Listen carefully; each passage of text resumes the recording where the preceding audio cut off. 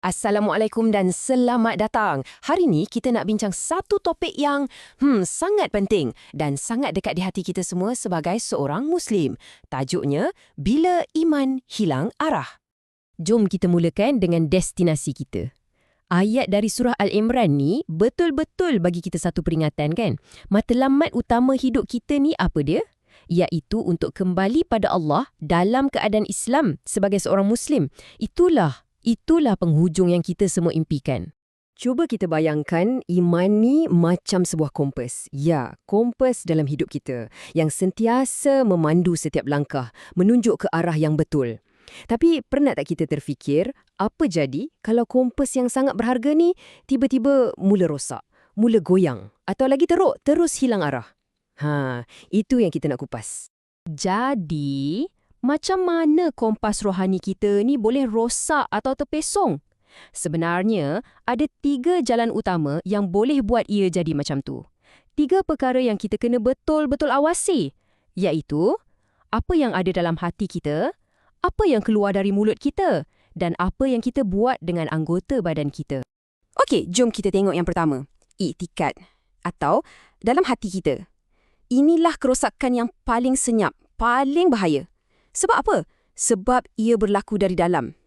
Ia bermula bila hati kita, pusat iman kita tu mula dijangkiti rasa was-was, ragu-ragu, dan kalau dibiarkan, boleh sampai tahap menolak terus benda-benda asas akidah. Dan ini bukan cakap pasal ragu-ragu sikit-sikit ya. Ini dah sampai tahap menolak benda-benda yang fundamental.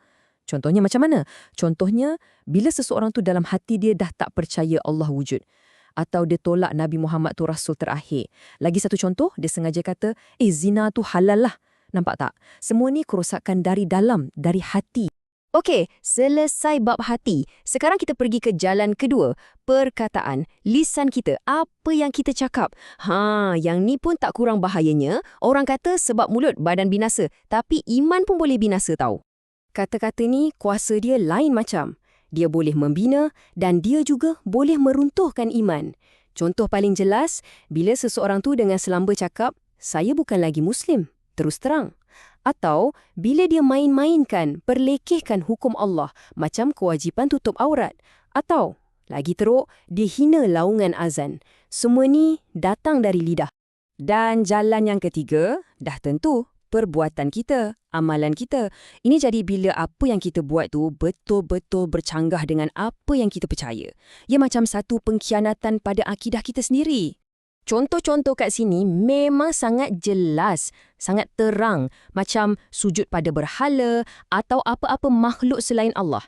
Atau sengaja ikut upacara ibadah agama lain, koyakkan Al-Quran, pijak nama-nama Allah. Semua ni perbuatan fizikal yang secara terang-terangan menunjukkan kekufuran.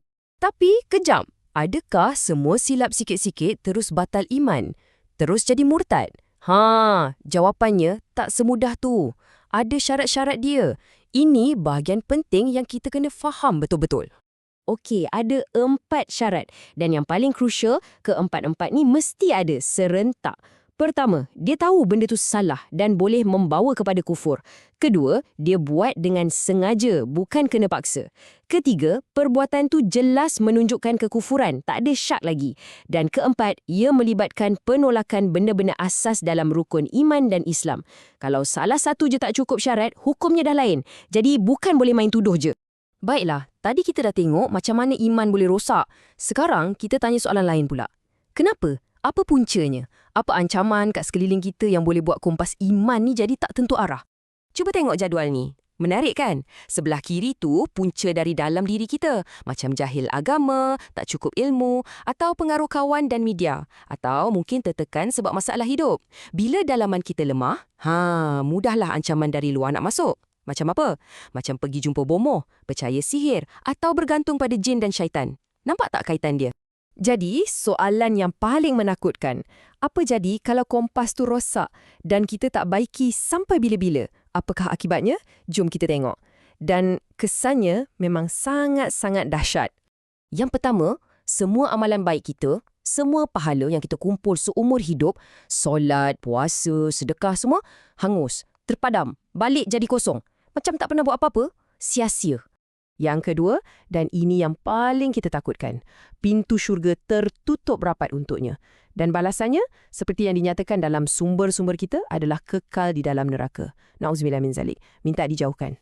Di dunia pun ada kesan. Ikatan duniawi juga terputus dari segi hukum. Contohnya, dia hilang hak untuk mewarisi harta pusaka daripada ahli keluarga yang Muslim. Dan yang terakhir, ini dosa yang sangat besar.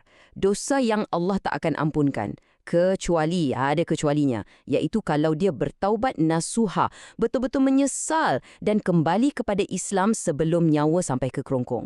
Pintu taubat sentiasa terbuka. Okey, dah cukup kita cakap pasal masalah dan bahaya. Sekarang, bahagian yang paling penting. Solusinya. Macam mana kita nak jaga kompas iman kita ni? Dan kalau ia dah mula lari sikit, macam mana nak calibration atau perbetulkan balik? Ada 4 benda simple tapi sangat powerful yang kita boleh buat. Nombor 1, ilmu. Kena belajar, kena cari tahu akidah yang betul. Nombor 2, sahabat. Pilih kawan-kawan yang boleh bawa kita dekat dengan Allah. Nombor 3, amal. Kena konsisten, istiqomah dalam ibadah. Dan last kali, yang paling mustahak, doa. Jangan pernah berhenti minta petunjuk dari Allah. Dan ada satu alat yang paling hebat untuk kita recharge iman kita. Apa dia? Zikir yang diajar oleh Rasulullah SAW sendiri. Sentiasa basahkan lidah dengan La ilaha illallah. Ia macam kita reset balik, kita ingatkan diri kita tentang asas paling utama. Tiada Tuhan yang layak disembah melainkan Allah. Jadi, sebagai penutup, ingatlah, kompas iman ni amanah. Harta kita yang paling-paling berharga. Soalan saya untuk anda dan untuk diri saya sendiri juga. Apa langkah yang kita sedang ambil sekarang ni untuk pastikan kompas kita sentiasa menunjuk ke arah yang benar? Cuba kita renung-renungkan.